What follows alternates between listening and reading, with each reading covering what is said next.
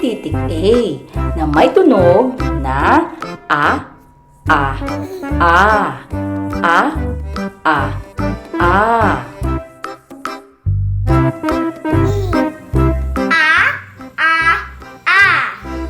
Ito naman ang tamang paraan ng pagsusulat ng titik A. Sa malaking titik A, linyang natutumba, linyang natutumba, linyang pahiga. Sa maliit na titik A naman, bilog at linyang patayo. Ulitin natin. Sa malaking titik A, linyang natutumba, linyang natutumba, linyang pahiga. Sa maliit na titik A naman, bilog at linyang patayo. Kayo naman, sa malaking titik A,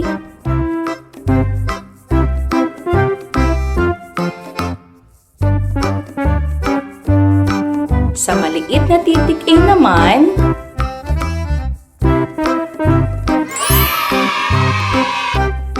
ito ang mga larawan na nagsisimula sa tunog na A.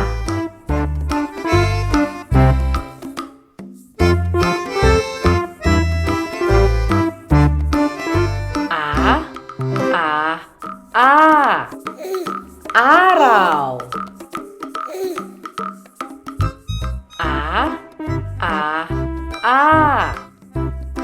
Atis.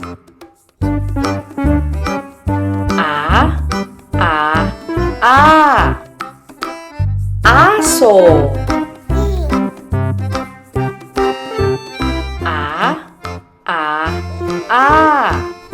Apoy.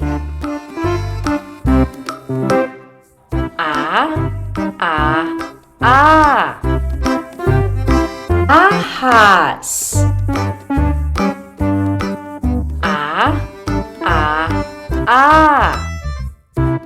Ama.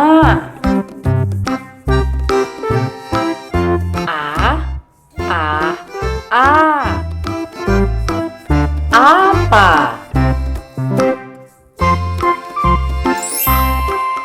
Ating muling banggitin ang mga larawan na nagsisimula sa tunog na A.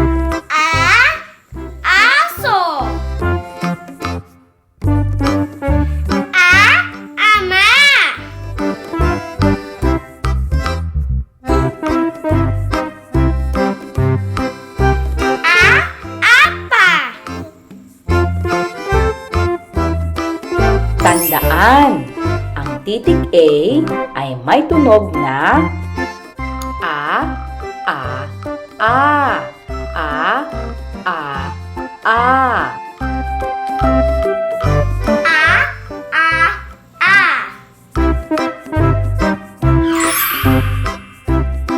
Hanggang sa muli, paalam!